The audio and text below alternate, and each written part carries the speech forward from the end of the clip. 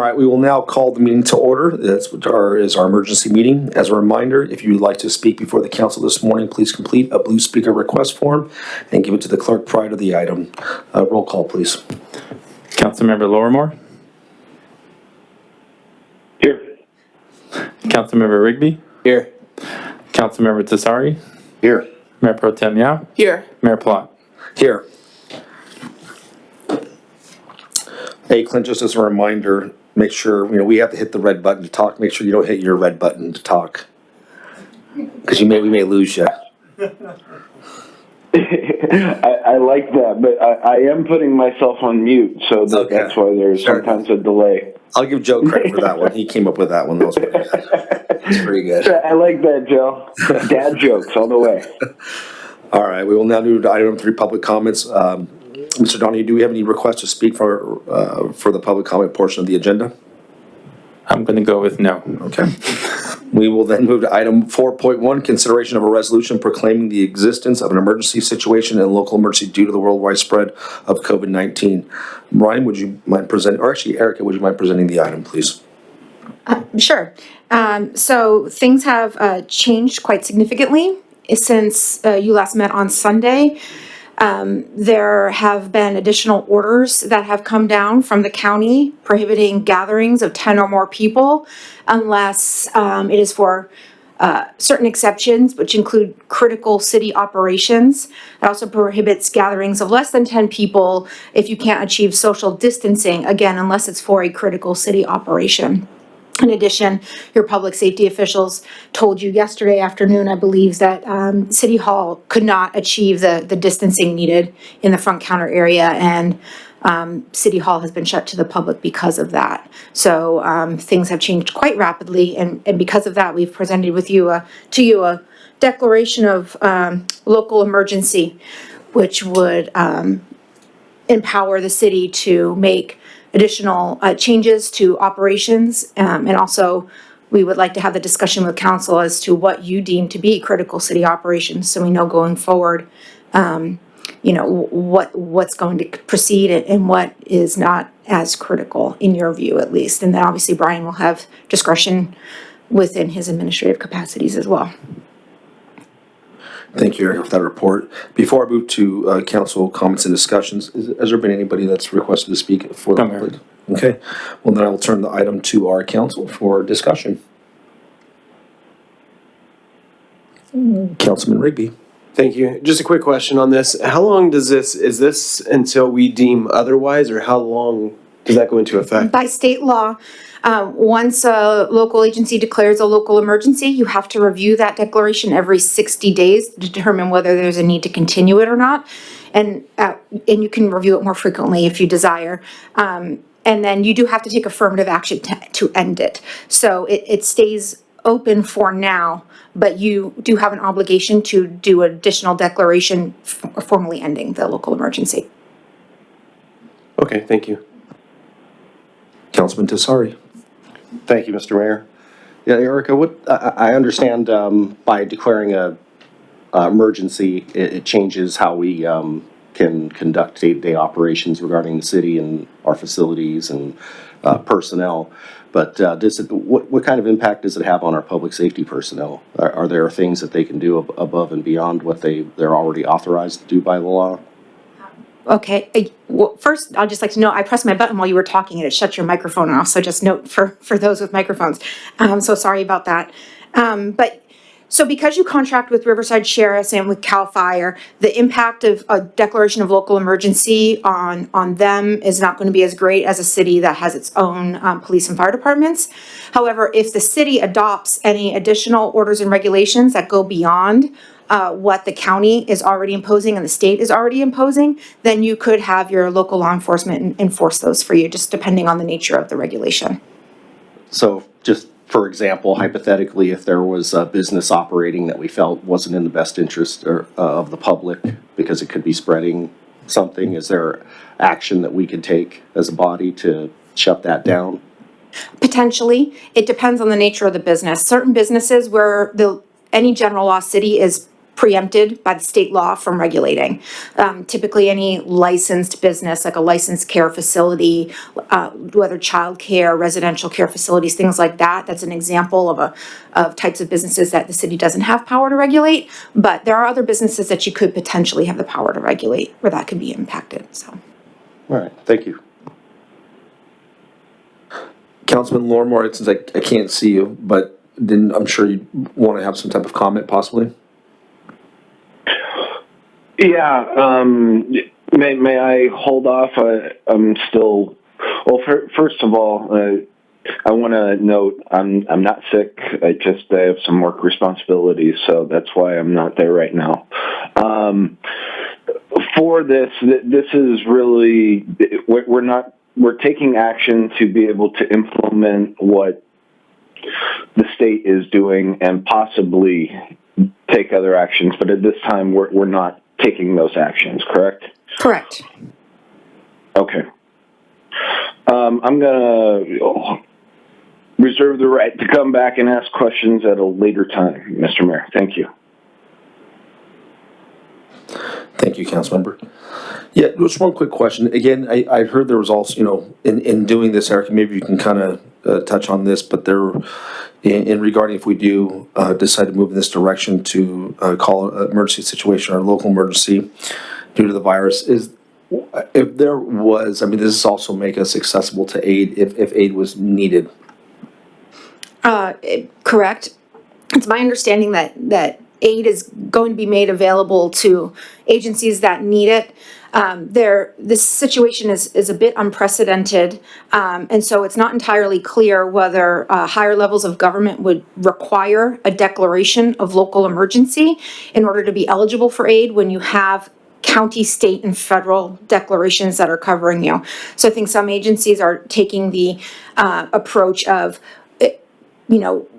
crossing your T's and dotting your I's, essentially going ahead and declaring it just to be safe, and it, from a legal standpoint, does no harm to declare a local emergency. Then, thank you for that. I actually kind of going back on Councilmember Tassari's question, just in regards to if we do enact this, I guess my question is, if there was a specific facility or a specific type of business that's operating in Eastville that we've deemed that this is problematic for the current situation. Again, if it was a private daycare facility or something of that nature, where they're able to stay open per, haven't been regulated by the county, just to reiterate, what powers do we have and what enforcements do we have in that situation, if you feel comfortable answering that? Well, again, it's difficult to say across the board because every type of business is going to be a little bit different. In the example you gave of a private daycare facility, if they're licensed by the county, the city most likely would have little authority, if not no authority, to go beyond what the county is ordering because the state has preempted local agencies from licensing those kinds of facilities that's vested in the county. That being said, if you had an unlicensed daycare operating within the city, that would be a different scenario. However, these facilities were operating 10 or more people in one facility. Wouldn't that I guess I'm trying to understand that aspect to it, where this is kind of creates a complex nuance there or false perception of what are we talking about 10, because I assume with children and with providers being in there, I can imagine they would be upped over to 10. So there are specific orders that are applicable to childcare facilities in place right now. Childcare facilities are exempt from the 10 or over gatherings regulation, just like critical city operations. However, the county has said as of 5:30 last night that childcare facilities have to keep children in stable groups of 12, meaning no more than 12 kids can be together at any time. There can't be any mixing of kids across groups. Each group has to have their own room. Kids aren't allowed to share rooms if it exceeds 12. And then also the childcare providers have to be stable with the group. So a preschool teacher can't go from one group to the next to the next. Thank you for that. That's actually very helpful, that information. Thank you.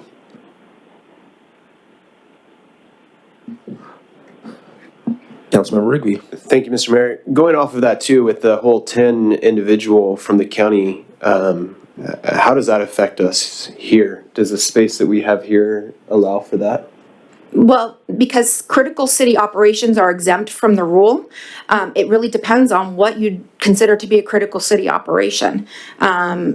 From there, once you make those calls and those decisions are made, then, you can maybe make your best efforts to implement social distancing within your critical city operations, but it's not technically required.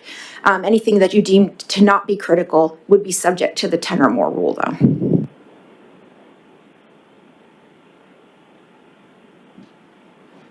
Okay, I'm looking at the room at the moment. Councilmember Lorimore, do you want to chime back in on anything?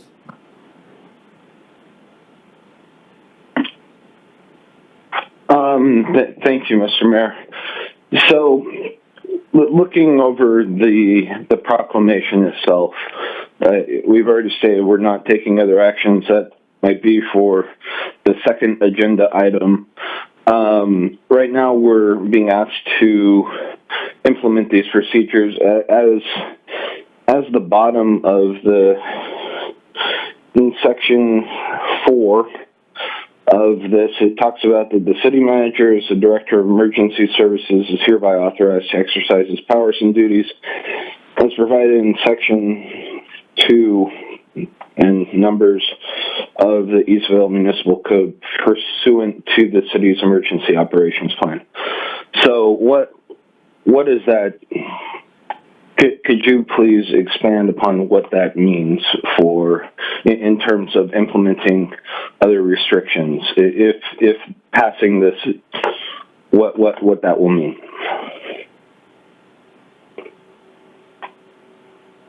Yes, I can. I'm trying to pull up a copy of the code right now so I can get you a complete list. However, off the top of my head, that would authorize the city manager to implement orders and regulations, again, that go beyond what is already being mandated by the county. And as I pull up the code, it also implements the ability to utilize your emergency purchasing procedures, which have higher thresholds for administratively approved purchases, and in addition, higher thresholds for non-competitive purchases. I'm pulling up the code section right now so I can give you a complete list. Thank God for the internet. Okay, so I hit the first one. The second one doesn't apply because it's a request to the governor to proclaim a state of emergency, but that's already happened. The city manager can control and direct the effort of the city's emergency organization for the accomplishment of the purposes of the code, your EOP, direct cooperation between and coordination between staff, and resolve any questions of authority and responsibility between staff members, represent the city in dealings with public and private agencies within matters pertaining to the emergency.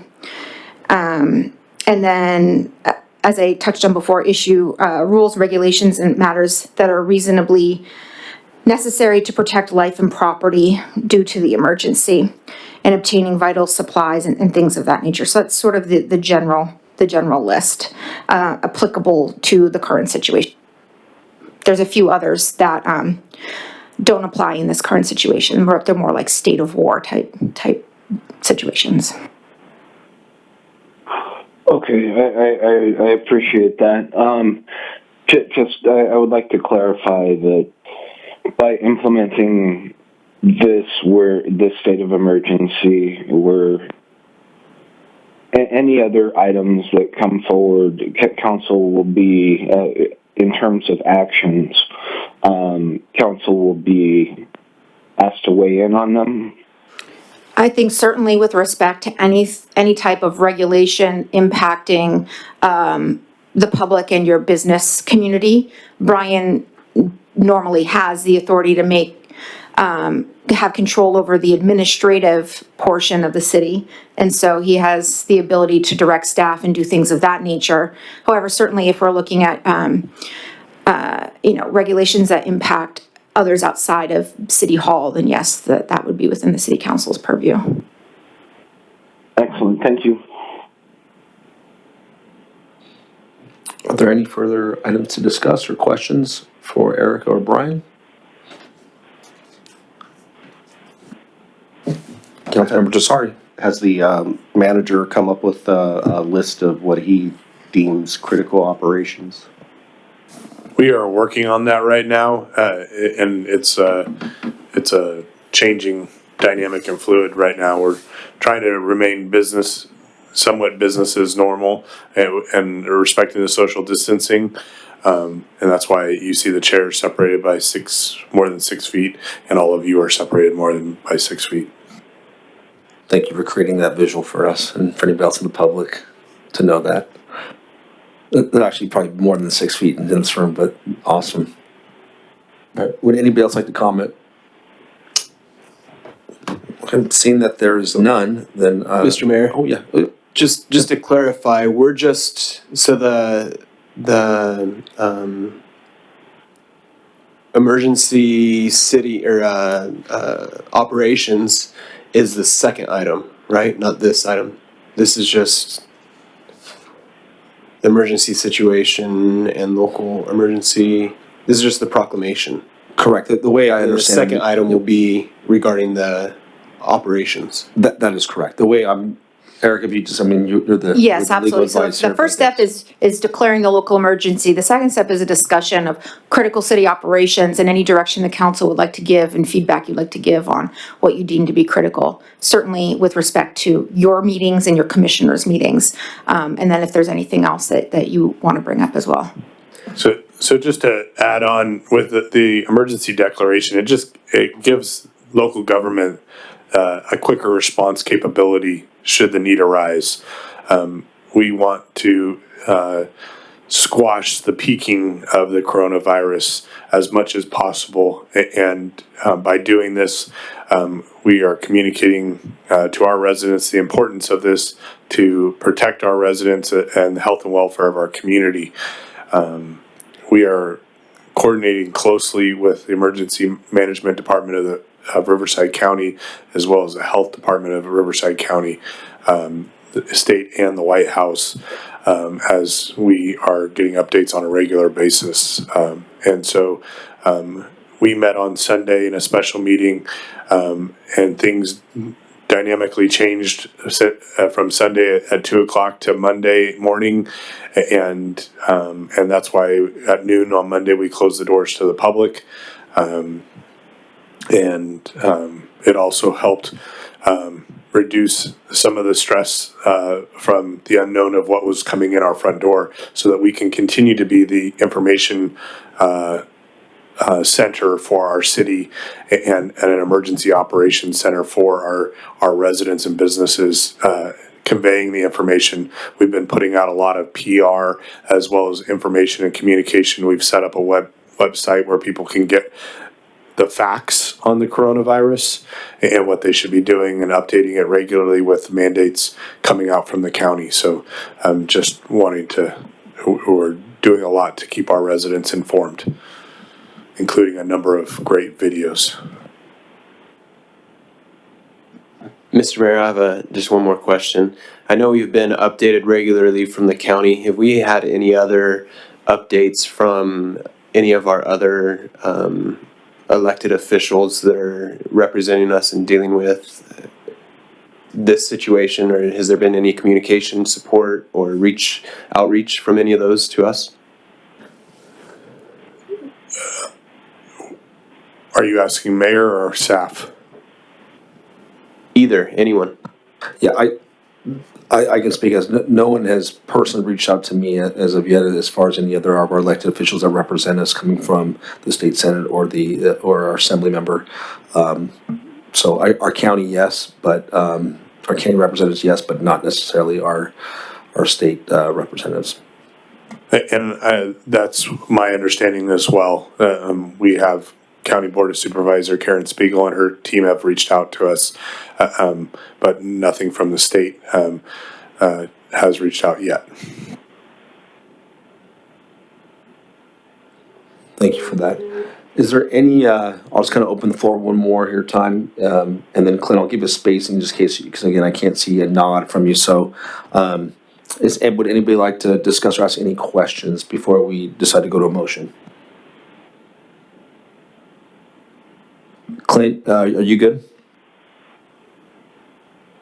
Yeah, I'm good.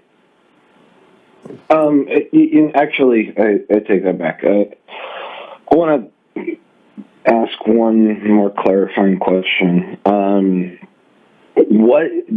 we get some concrete examples of why this is necessary?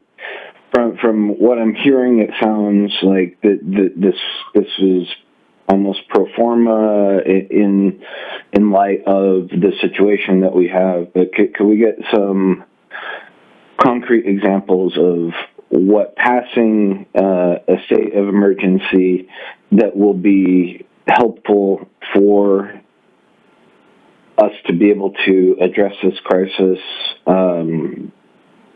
more effectively, and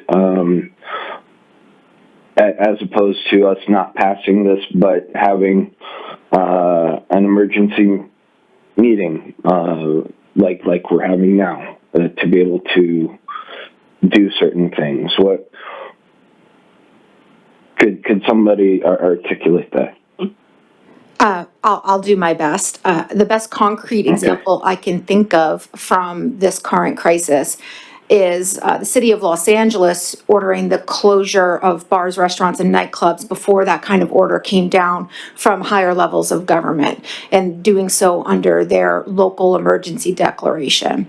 I'm not saying that that's something that Eastville would need to do. Los Angeles has its own public health officer and public health agency and is very differently situated from Eastville. But that's just the first example that came to mind. In addition, when you declare a local emergency under the Emergency Services Act, it provides the agency with enhanced immunities from liability in the event someone files a tort claim for damages after the fact that pertains to actions taken to protect the public from the threat, whatever it may be. So there is sort of while not a concrete example, I think a lot of cities are also taking that into account and trying to take benefit of whatever additional immunities from liability that it can take advantage of in light of the uncertainties of how this is going to progress and actions that may need to be taken in the future. In addition, it opens up the local agency for relief funding for the resources that we apply to this emergency in the future. And we will continue to track those things. Okay, I appreciate it. Thank you. Thank you, Mr. Mayor, for making sure that I'm included. Thank you. You're here in spirit, so it's good. You're here. I've seen it enough where I kind of know when you're ready to nod and talk. I don't have to look at you, so I know when you're ready. So no, but all right. With that being said, I'm gonna solicit a motion and a second for the approval of item 4.1. Motion to approve. Second. Councilmember Lorimore, Aye. Councilmember Rigby, Aye. Councilmember Tassari, Yes. Mayor Pro Tem Yao, Yes. Mayor Plott. Yes. Motion passes 5-0. We will now go to the next item, which will be 4.2, consideration of such other emergency actions the city council decides to consider pursuant to Government Code Section 54954.2. Again, this will be presented by Erica Vega. Well, so there's not much of a presentation on this one. It's more of an open discussion as to especially what the council considers to be a critical city operation that needs to continue. In particular, your city council and commission meetings, if they are to continue as normal, with teleconferencing as an option, with reduced agenda items, perhaps streamlining it to only essential things. Essentially, what's the pleasure and the goal of the council there in terms of facilitating city business while we're in this time? Sort of the first item, I think, and I'm sure Brian has additional things that he might want some feedback on administratively. Thank you for that. All right, before we go into council discussions or questions, we'll turn to Mark if there's been any public comments on this. No, Mayor. All right, then I will turn to my colleagues for discussion. Mayor Pro Tem Yao. So if we were to have council meetings or public commission meetings, how would the room look like? So under the governor's executive order, you have to have a space open to the public for them to see, observe, and make public comment. So it'd probably look a whole lot like this because we're trying to achieve social distancing. If for some reason we have a larger turnout and we can't get people to voluntarily agree to sort of cycle through the chambers, then I think we're gonna have to really think about how we, move forward. And I think in-person turnout is going to largely depend on whether you're facilitating a call-in option or some sort of option for people to view the council meeting at home or not. Oh, council or commission meeting at home or not.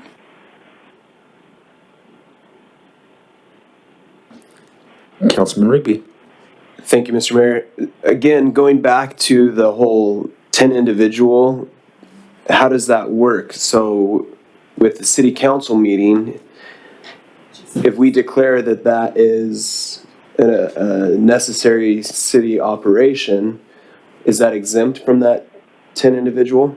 Correct. If it's a critical city operation, it is exempt from the cap on 10 people. So you can have more than 10 people in here. You'd also don't have to abide by the 6-foot social distancing rule that now applies as an actual rule to gatherings of 10 people or less. So you would be establishing an exemption for yourselves and for your commission meetings from the compliance with that new county rule that came down at 5:30 last night. We also have tested out the capability of using webinar to host public meetings where people could follow along a PowerPoint presentation and the audio capabilities should we desire to facilitate those commission meetings and have people participate. Councilman Tessari. Thank you, Mr. Mayor. Yeah, I mean, personally, I don't feel any of our meetings are critical to city operations unless, it would all be dictated by what's on the agenda. So if we have something that's time sensitive or absolutely has to be approved by the council, I would say, we could go ahead and have a meeting, but otherwise, I'm all for just staying dark as a council and the commissions until we deem that it's better to do otherwise. That's all I had, Mr. Mayor. Thanks. Councilman Lormore, would you like to discuss on this? Or not discuss, but like to talk on this? I'm still listening right now, still absorbing. Thank you.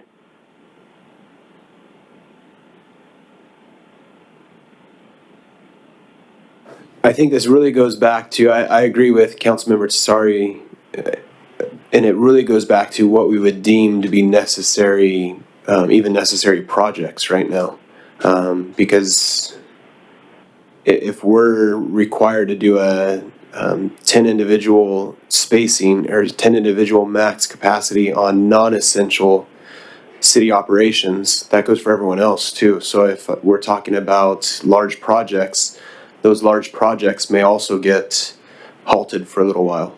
So I think we really need to decide on what are even critical, and I think that comes from staff too, on what are critical projects that we anticipate continuing to move forward and continuing to deal with throughout this. So for our upcoming planning commission meeting on Wednesday night, tomorrow night, we have one major item, which is the Homestead Industrial Business Park, which is west of Archibald along the Limonite corridor there, just east of the Cucamonga Creek Canal. in that area. It's an Orbis development, and we were planning on taking the EIR.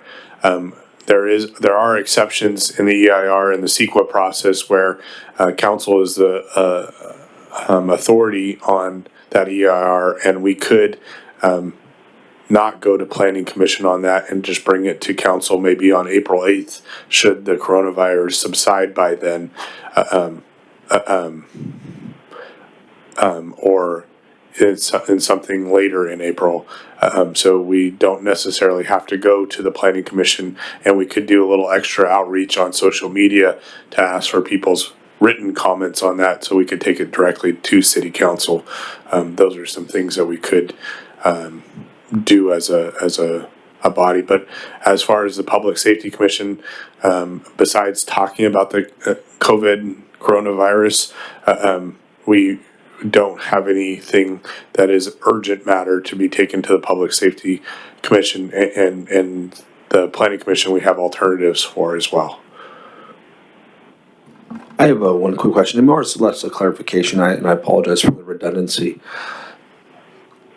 So in essence, Ken, if we deem something that this is important, it's for, at least for to continue some business that's flowing, something that's actually crucial, can we call a special meeting just on those items, so we minute the amount of time that's being used, we minute the amount of resources being used, and we just focus on the items that maybe the city manager deems crucial, or that you may deem crucial, that gets done, and then we can have a special meeting to be able to vote on that? I'm just making sure I understand that correctly.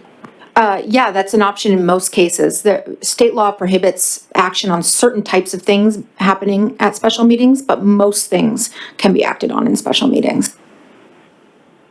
Yeah, for my preference, I wouldn't mind going into that scenario.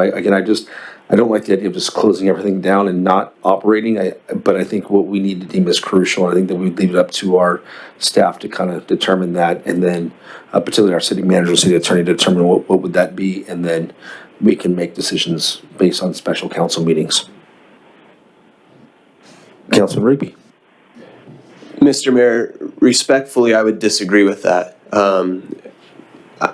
Especially with certain projects like the homestead, certain things like that, because if we call a special meeting, that limits our noticing.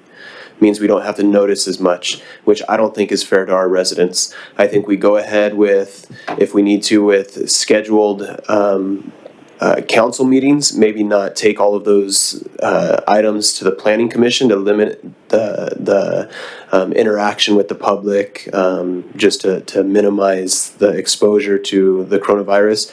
But I think if we do special meetings, then that means we only have to do, what is it, our minimum 24-hour notice, which normally some of these, I don't see her in here, but some of these notices are required longer notices. And I think just for the benefit of the public, especially our residents, that I don't think it's fair to them to say, hey, tomorrow at 10 o'clock, we're going to have a meeting regarding the homestead. I think it should be proper noticed and given the adequate time. And Mayor, That's a good point taken right there, for sure. And Mayor Rigby, the minimum note. Sorry, Councilmember Rigby. I was looking at Brandon and looking at you at the same time. We can have a special meeting and follow CEQA noticing requirements. A special meeting only has a minimum of 24 hours, but we can do something more for a special meeting to take care of the homestead, should that be necessary.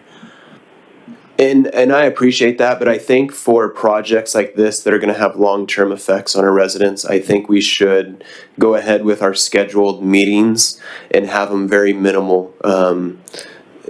If we don't have a lot of items, that's better, but I don't think we should cancel our meetings. If there's nothing for a specific meeting, then yes, we can go ahead and cancel. If we deem no crucial items for that meeting, then we can go ahead and cancel it, but not counsel it. But I think it's important for us, our residents know our meeting schedule, and I think they look for the agenda and they look for certain items. If we change that schedule, I think it could have a negative impact to our residents. Going back to also the public safety meeting, I completely agree with that. I don't think it's smart for us to have a meeting and bring all these people in to talk about the coronavirus and say, hey, we're supposed to have meetings more than 10 people and you're supposed to separate 6 feet, but we're having a meeting to bring you in to tell you that. So I would completely agree with the public safety meetings that we go ahead and postpone those until further notice. Or unless there's a crucial item that comes up. Yeah, you definitely discuss what would be an oxymoron, right, at that point. So no, you're absolutely right. Mayor Pro Tem Yao. And so going back to Councilmember Rigby's comment, if we were to keep our regular meeting, I strongly suggest that we make it accessible to people, whether it's we might be opening a can of worms, but making it online or webinar or some sort of format. Because again, the same example, like you don't want to. We just declare a local a state of emergency, and then now you're gonna have people all jam packed in a city council meeting. So, I would highly suggest that.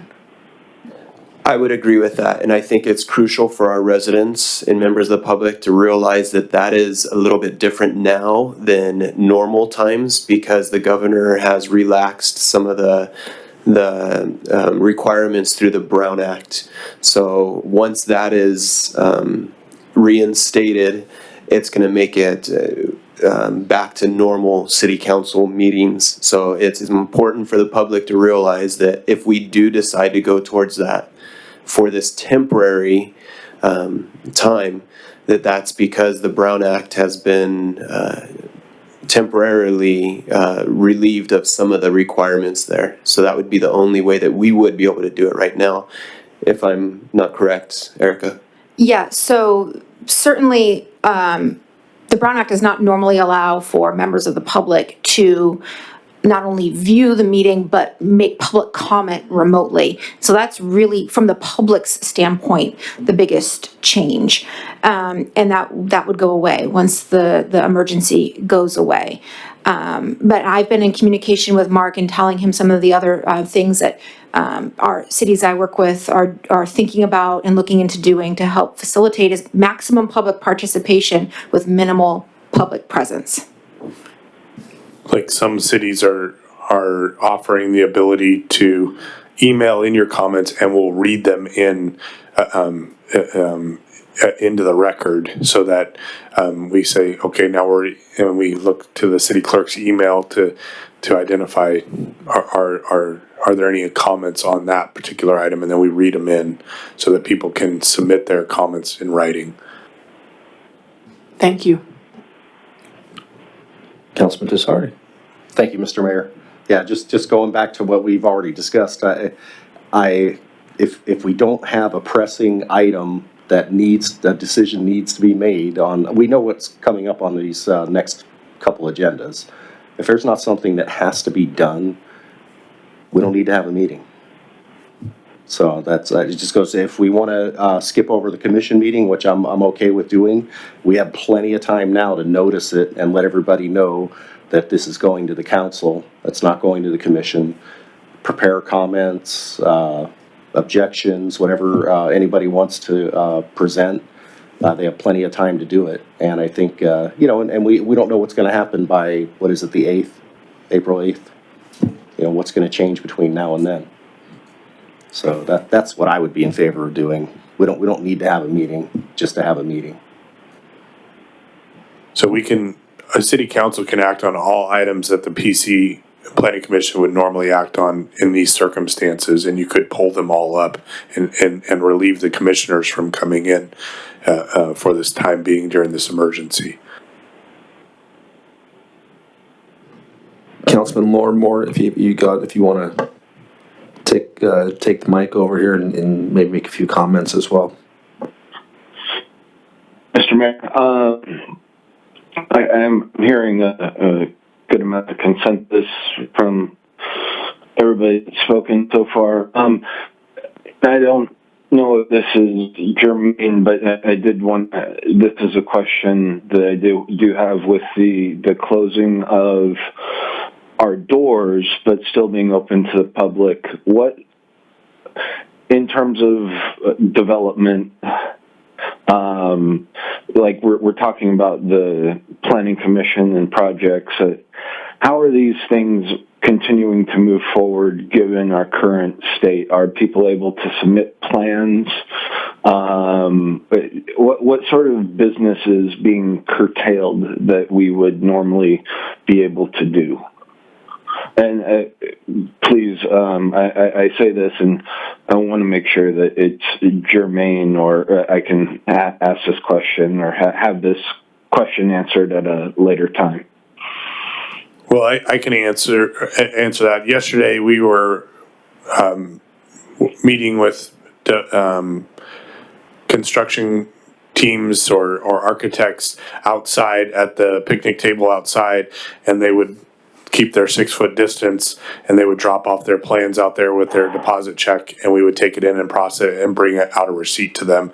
We did do that a little bit yesterday because we didn't give much notice to closing the doors. But we have put up signs outside of City Hall allowing people with all the phone number contacts to all the different departments and the email contacts. So anybody that comes to the front counter or would have come to the front counter can call the same person from outside and have a conversation via phone or electronically and submit those things as well. And we're doing that with solar permits as well. Okay, excellent. I appreciate that. Thank you. No further questions at this time, Mr. Mayor. Oh, we're also doing video home inspections, so a building inspector that goes out to the home, somebody can use their smartphone, a contractor or a home resident can use their smartphone, and the inspector can stay outside the home and not enter the home, but they can show them enough of the information so that the inspector can make an assessment of the quality of and the compliance of the work. So far, no curtailments. Thank you. Are there any further discussions, questions?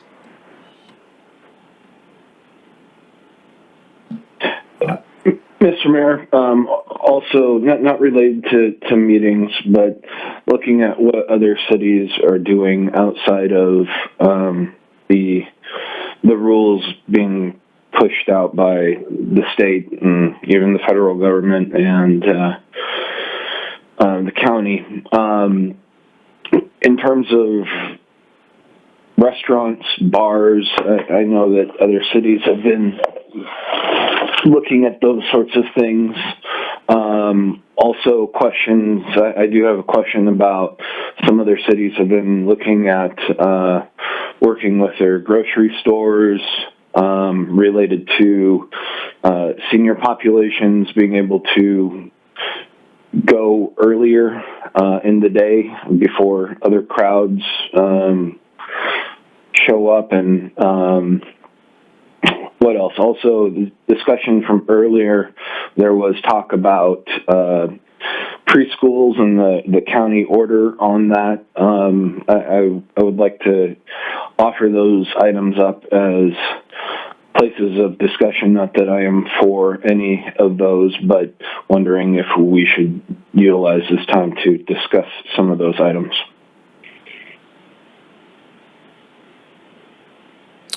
Mayor Pro Tem Yao. Councilmember Lori Moore, you read my mind. I was actually gonna bring that up as well, aside from the bar, because we don't have any, but especially the grocery store. I know a lot of cities and stores have been allocating certain hours normally during around 7 a.m. or 8 a.m. in the morning. I'm not sure if that's something we could do, but I would like to look into that possibility. We can utilize our community development and economic development team and reach out to the different grocery stores in the community to encourage them to make a voluntary compliance with that, and then we could promote that on our social media platforms, saying these businesses are going to provide access to seniors prior to the general public. We've seen in other communities where theft of seniors packages while waiting in line to purchase them from people has occurred, and we don't want to put our seniors at risk that way. And so maybe we could reach out to our handful of grocery stores and Target and Costco and just see if there is an opportunity that they could allow people to come in a little bit earlier if they're seniors. If there's something we can do that we reach out to do that, I would love to have that happen. That'd be an awesome idea. Councilman Rigby. So the thing that we have to be careful of with that is exactly what our city manager just mentioned, just the theft of the seniors. The other thing, just regarding the whole restaurants, bars, even the grocery stores, we're a different city than a lot of these other cities. LA is a whole lot bigger than us. You have areas where you have 10 nightclubs right next door to each other, and people aren't only congregating in the nightclubs, they're congregating in the streets outside of the nightclubs. We don't have that with any of our restaurant areas here, so it's a little bit different. The other thing too is with our the grocery stores. I think it's a great idea. I know it kind of started with La Habra. I actually reached out to the council member there in La Habra and spoke to him about it. One of the things, I don't know who's really been to the stores in Eastville over the last few days, but our stores aren't as busy as a lot of these other stores. Smart and Final was kind of busy the other day, had a little bit of a line, but some of these other stores you're still able to get in and out of. There's a lot of good that's happening within our community, particularly for those in need, if it's regardless of the age, that there's a lot of help that's being done throughout our community. So I would caution us about reaching out specifically to a certain age demographic. I think it's a great idea, but it may attract people outside of our community, and it may impact and make our grocery stores even busier and harder for the accessibility of our residents. If we start opening it up to specific times, we don't have. You look at our average age, our demographics here in the city of Eastville, we don't have a huge senior population. We don't want to neglect our senior population because we do have a senior population, but we don't have a huge population like some of these other cities that needed this, where they have larger retirement communities within their city. We don't have that here in Eastville, so I would just caution us on what we do regarding that, on what that may attract and may add to, like our city manager said, additional theft that could happen. So just my thoughts on that.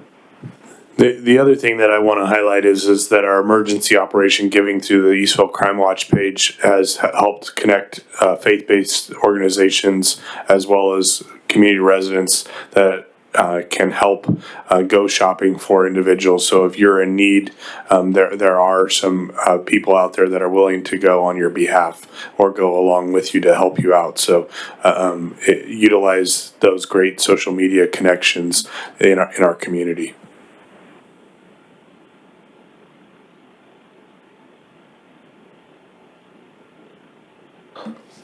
Councilman Lormore, I'm just kind of nodding around the room to see if anybody wanted to ask any more questions or have further discussion, so I will defer over to you if you have anything. I would just like to follow up on the senior thing. I appreciate the comments and the discussion on it.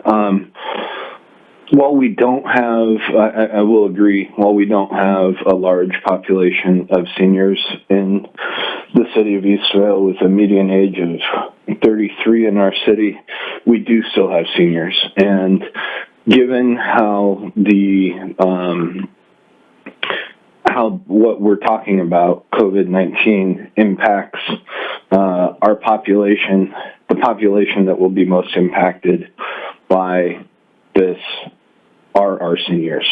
And so in the mortality rate associated with COVID-19, from what I've been reading, absolutely impacts the senior community much more than anybody else within the spectrum, including children and the average age of our residents. So I think it's important to keep in mind, of course, that from our meeting the other day, I believe it was stated that from a health professional, and I certainly do not claim to be one, but ultimately the likelihood of exposure is low.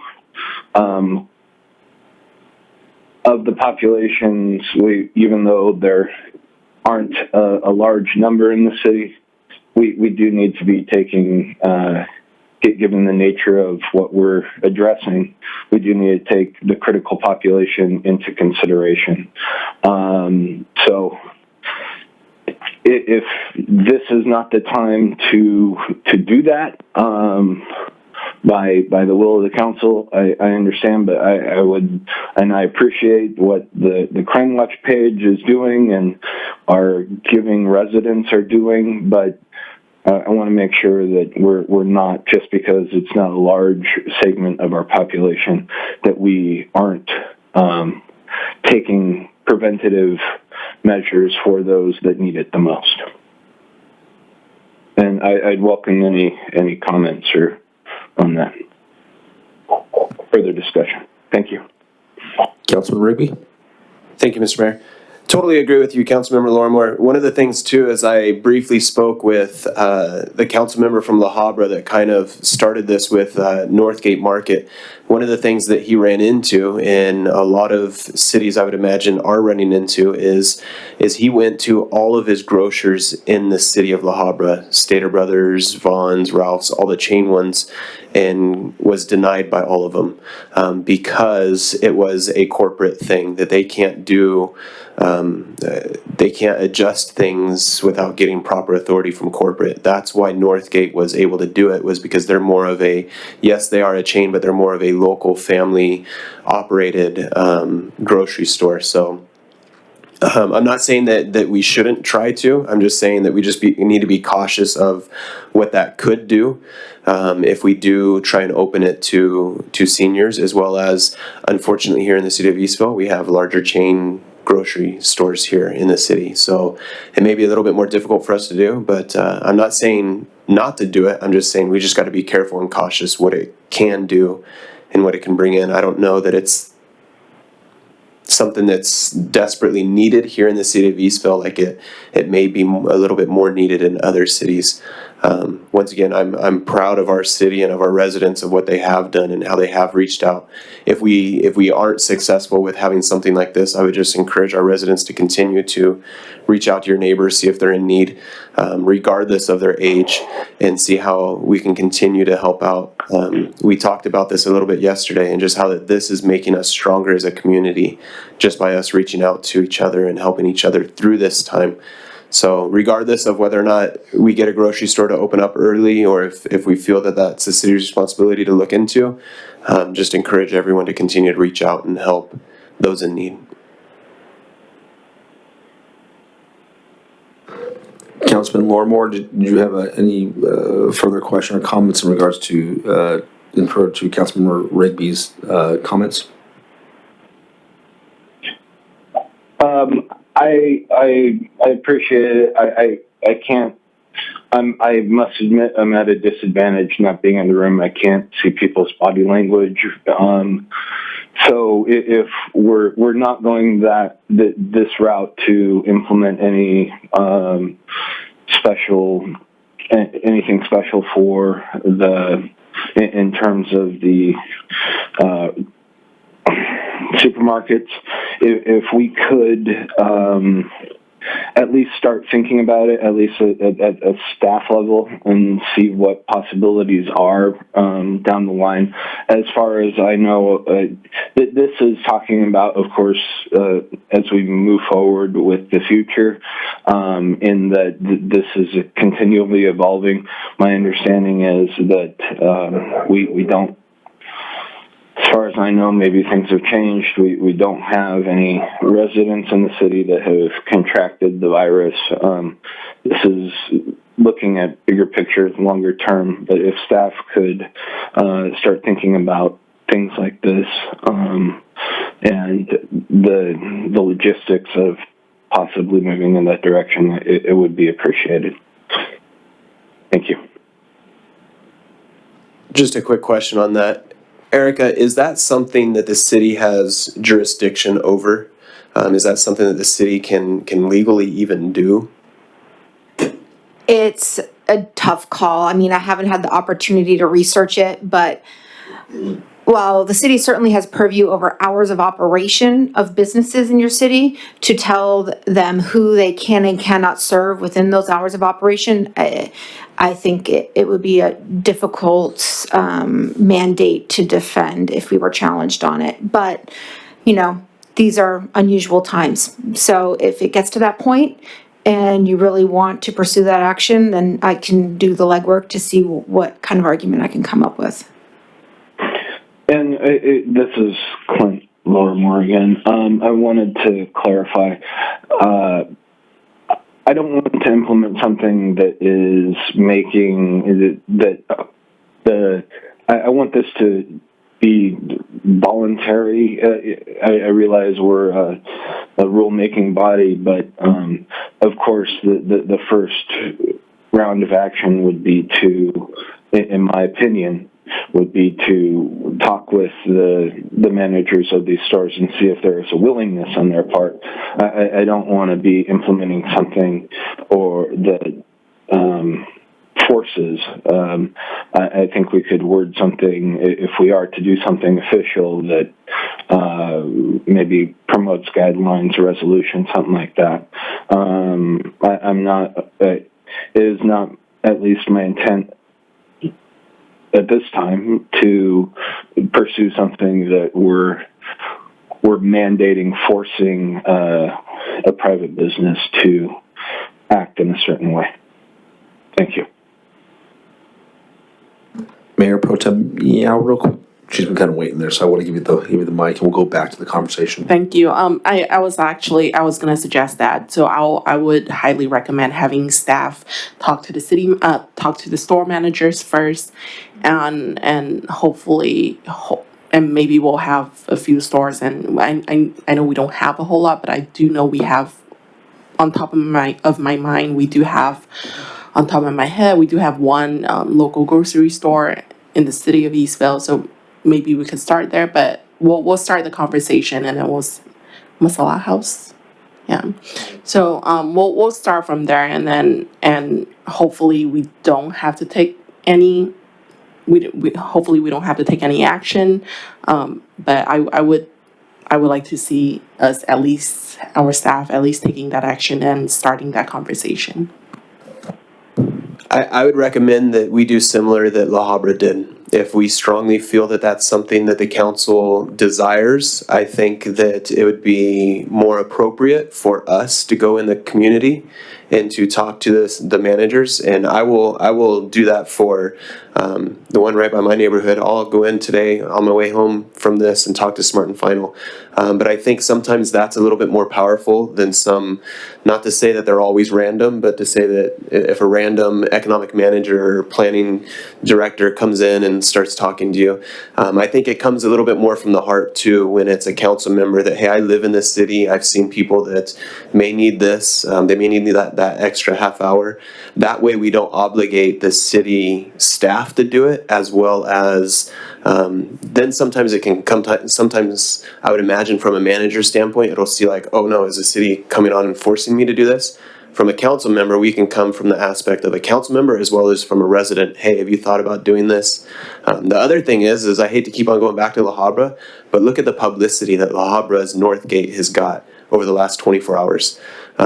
If we could go off of that, and maybe as a resident, as a city council member, go into a store and just briefly talk with someone and say, hey, look what this did for their store. I have a friend that has an office in that same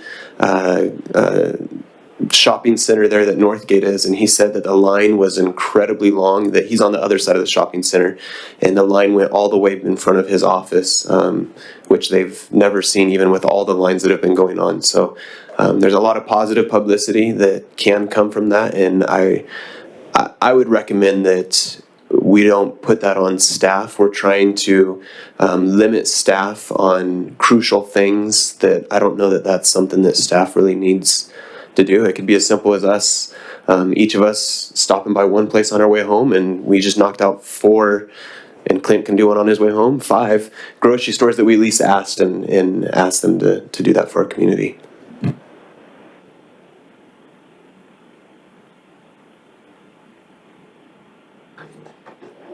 Councilman Lormore, did you have any particular comments?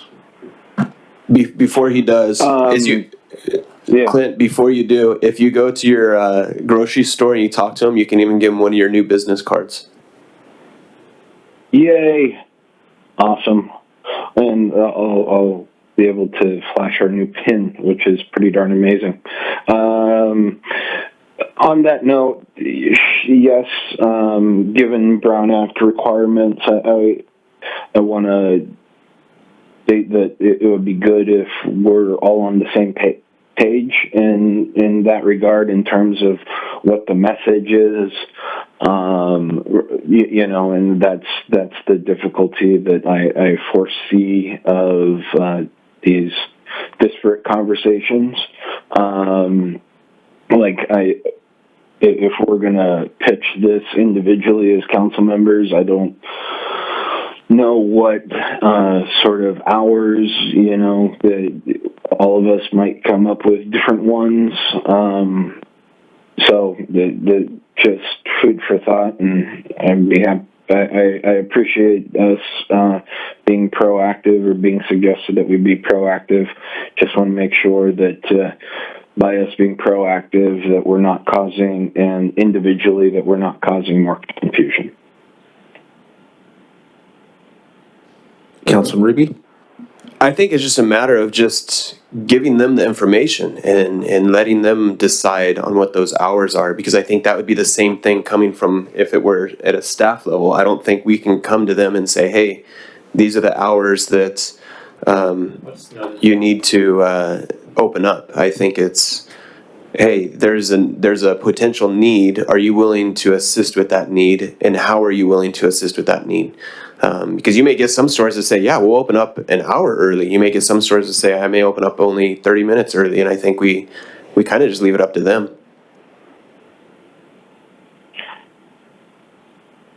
Well, I'm in agreement that anything should be voluntary in nature, of course. And I appreciate the dialogue. I just, again, going back, the main point of this is what I already articulated previously. I just want to make sure that we are taking care of those that are, in particular, most likely to be impacted by this crisis that we're facing. Thank you.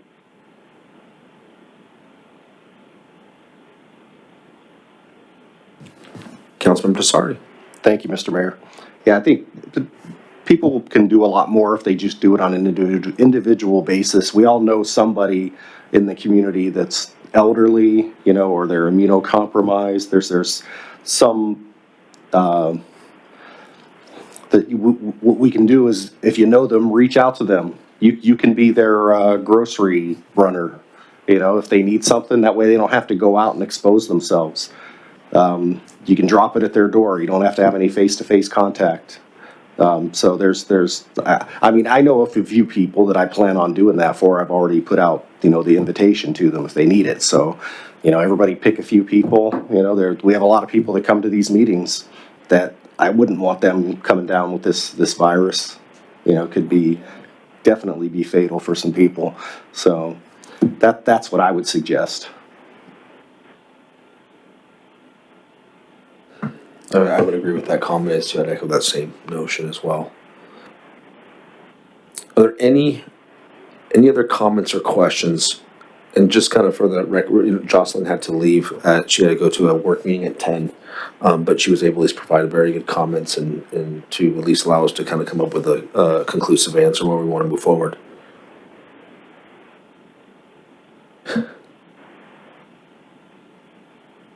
I did want to, this is Councilman Lormore, I wanted to follow up on one of the items I threw out there, and that is in relation to restaurants, bars, I know that some places are, and this is for discussion. I'm not advocating for it. I just know that some other jurisdictions are looking at, drive-through pickup only. That sort of half capacity of restaurants while maintaining that they stay open. Do we have thoughts on that from the council, from staff?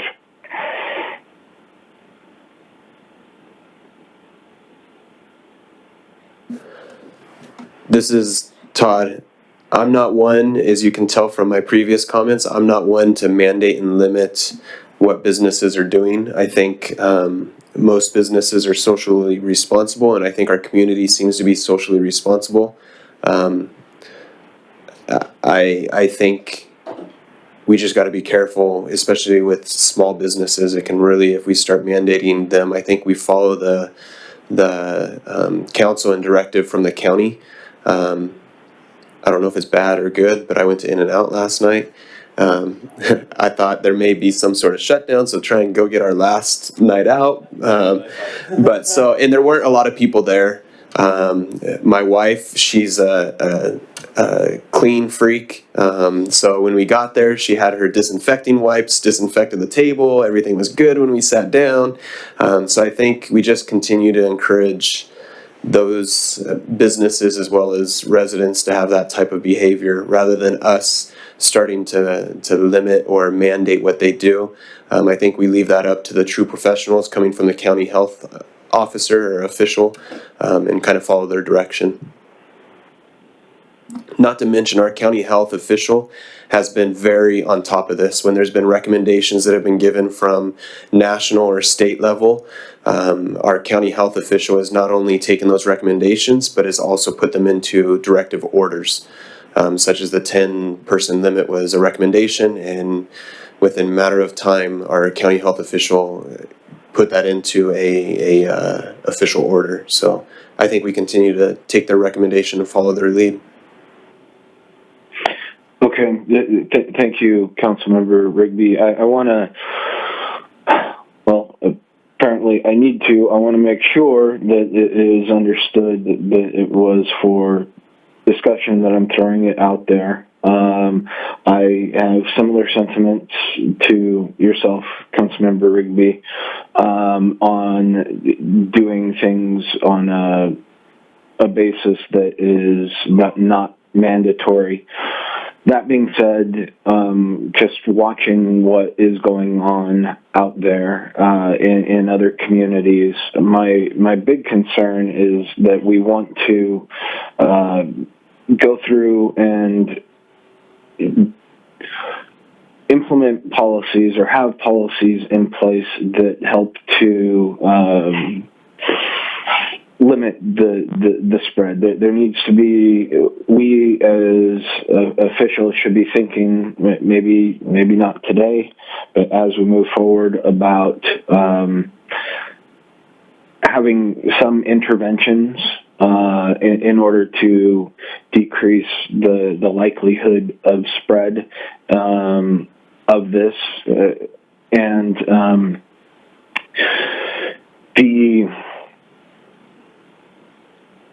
There are a number of different factors. I'm looking not just here in Eastvale, but looking at other places, even worldwide, where we should be thinking about agencies or government bodies that did not intervene, and then it gets to a point, because this is something that we can't see, right, that it becomes overwhelming, that we overwhelm our systems. And we want to make sure that because we don't have a vaccine for this virus, that we implement policies that keep the spread to a minimum, that it's over time as opposed to in one giant glut. And I do not think that we are there, but we should absolutely be thinking about these things as we move forward. We don't want to be in a place where, by not putting forward preventative measures, that we we end up having to shut it all down. And that, you know, we need to do, we need to be, to do our part. And it's not something that's fun.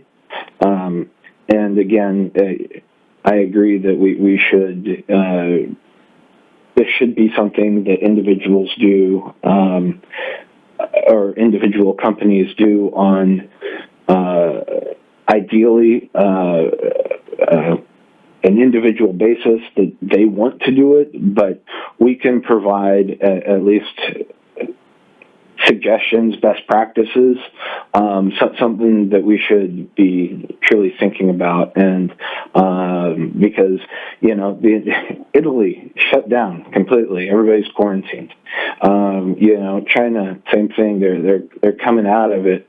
What we're hearing out of the U.S. government at the state, I mean, San Francisco, closer to home, everybody is sheltering in place.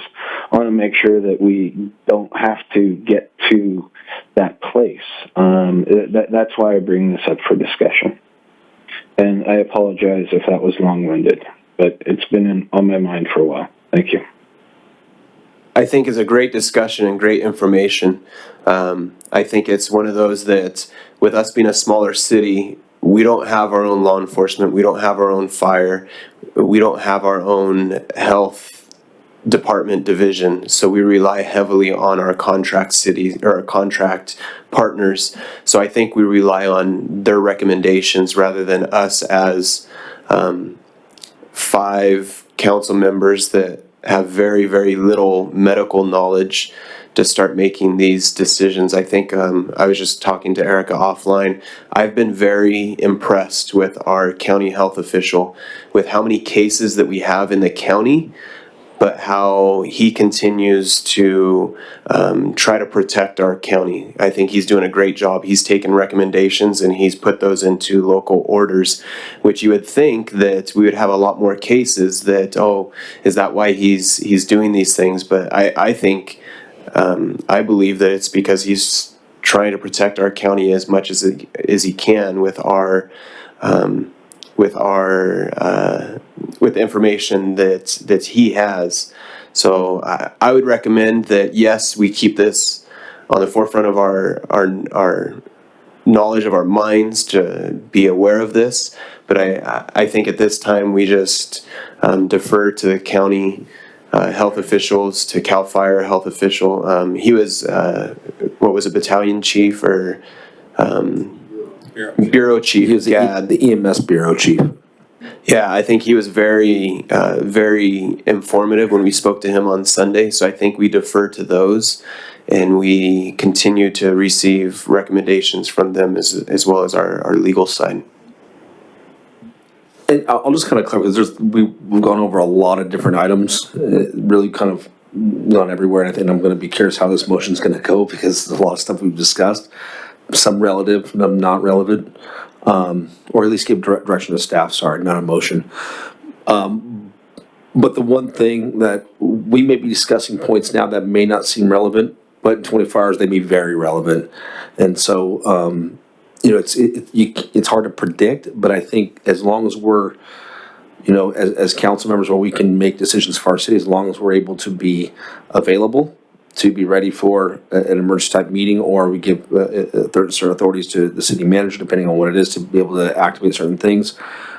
We just need to be available to make those things in the case it does happen. Now, I don't want that to sound reactive by any means, but also if there's items that we are just not aware of, we also need to put restrictions on things that we may not need to restrict at the moment, right? So that's why we're consulting. We're having those things that have in front of us to consult us, to put us in the right direction.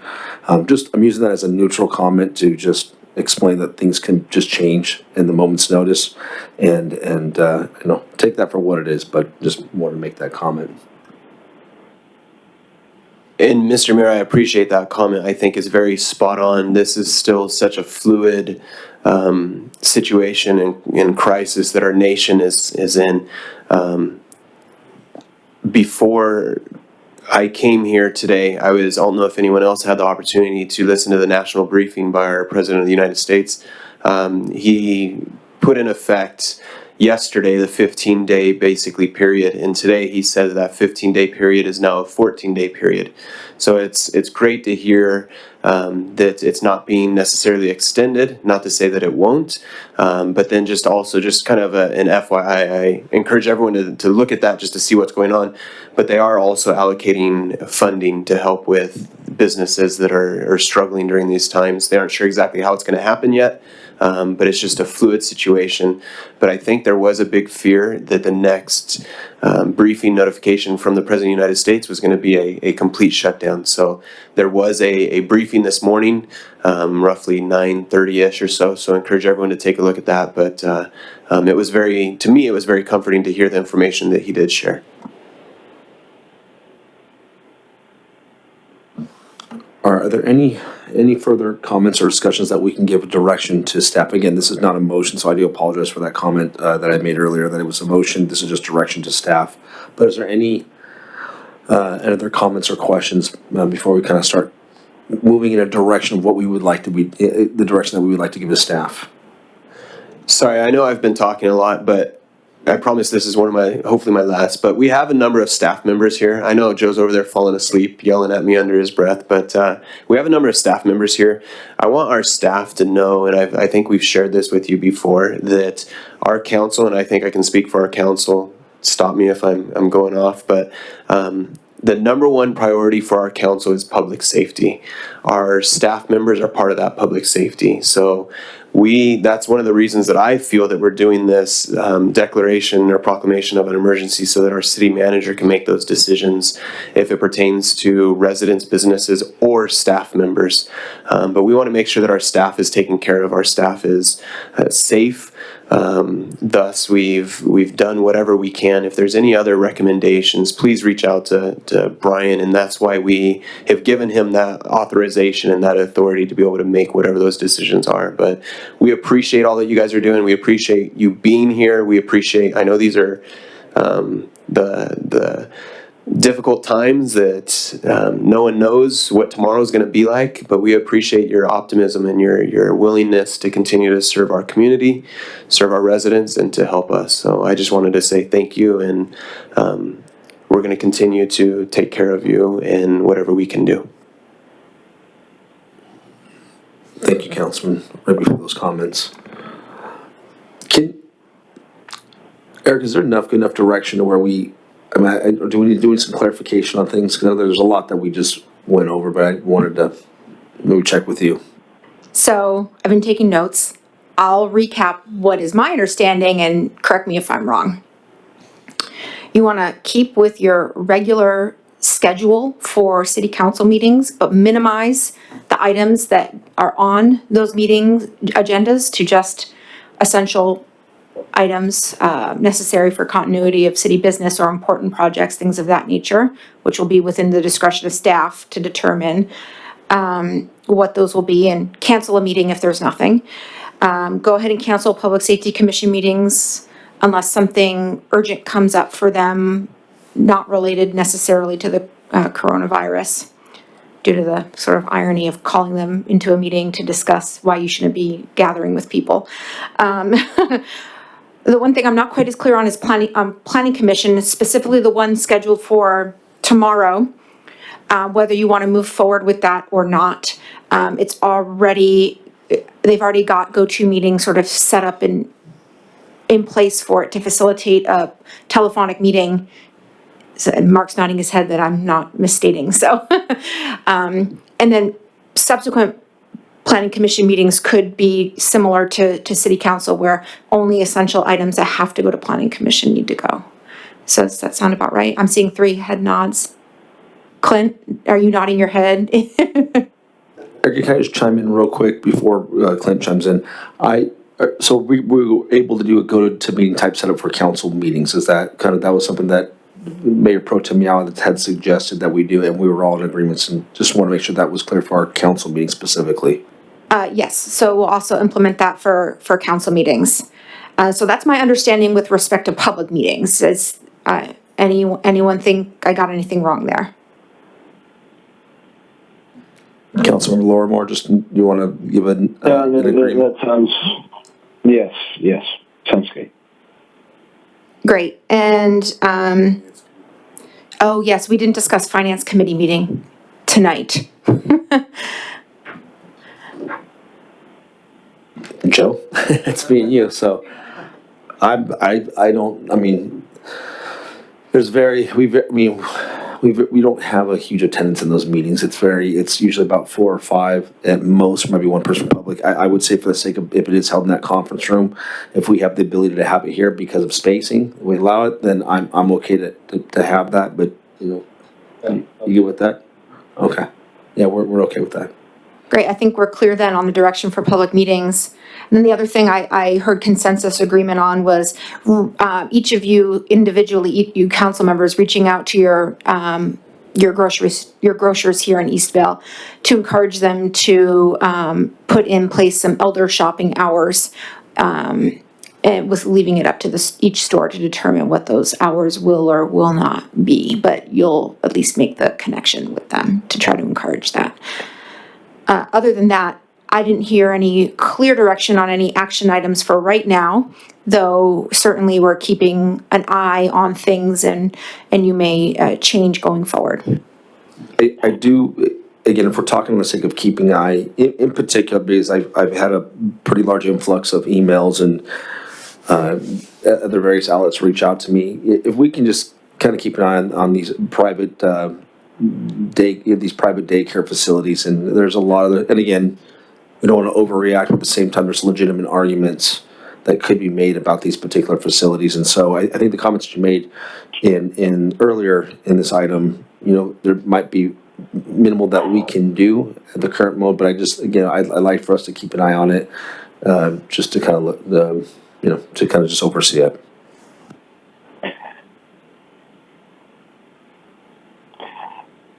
Erica, this is Clint. If on that last one in relation to the supermarkets, I don't want 3 of us on our way home stopping at Vaughn's. If we could please have some sort of coordination from staff, in that we do have the Brown Act requirements that we need to adhere to, that if we could have coordination from staff to send us an email on a sort of breakdown and possibly best practices, so that we're talking to these private businesses in a way that is coherent and not confusing, particularly in a time of crisis, that would be appreciated. And as further direction, and I agree that there was not consensus on some of the other items, but I would hope that city staff think about some of the things, and I know that you are, think about some of the things that we did discuss today, and so that if indeed we do need to start implementing things down the line, that we have something ready to go. So to simplify that a little bit, how about this, Mr. Mayor, if it's okay? Mr. Mayor, can you stop by Ralph's on your way home? Absolutely. April just texted me earlier saying that I need to pick up gold chocolate coins for P. So that's going to be a heck of a line to wait for gold chocolate coins. I'm trying to find a leprechaun. Well, maybe if you talk to the manager, maybe they could help you out. And but if you were to stop by Ralph's, I'll stop by Smart and Final in Vaughn's. I just messaged.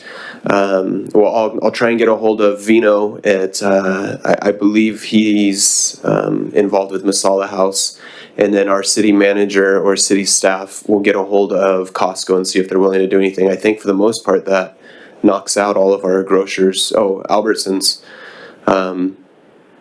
If we could do potentially, I don't know if anyone's able to contact Albertsons and Target. I think would be the only 2 other.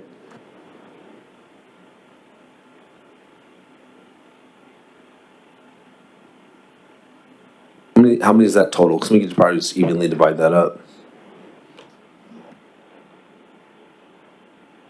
What's that? Is that 7, 8? My count is 7 if I got it right. So Vons, Albertsons, Ralph's, Costco, Target, Masala House, Smart and Final. That's 7. And we can also take it offline, just kind of decide, but I can take on Ralph's, and if there's another store you'd like me to go to, I can do that as well. It's up to you, you're the mayor. I'll go to, I'll get in contact with Masala House, Vons, and Smart and Final. Okay, I'll do Ralph's, and then Clint.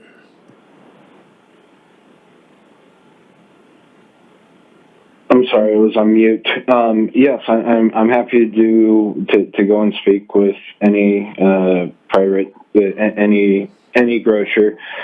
Just need clarification so that we're not doing double duty. I think the only ones left are Albertsons and Target. Clint, can you go to Albertsons? Sure. And then Joe will go to Target. And then maybe, yeah, that'll be good. And I So think, on that note, so the message is clear. It's not us dictating any time specific. It's saying, hey, there's a potential need. Are you willing to do anything? If you are, what are you willing to do? And then maybe we can report that back to Brian, and then he can disseminate that message as appropriately. Yeah, you might want to start with the question, have you guys considered?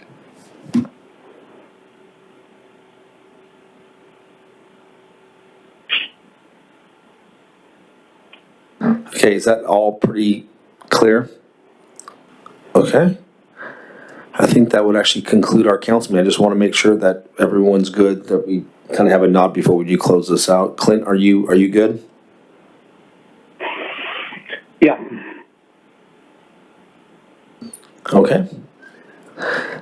Then this meeting will be adjourned, and so our next tentative meeting will be on March 25th at 6:30 p.m. The meeting is now adjourned.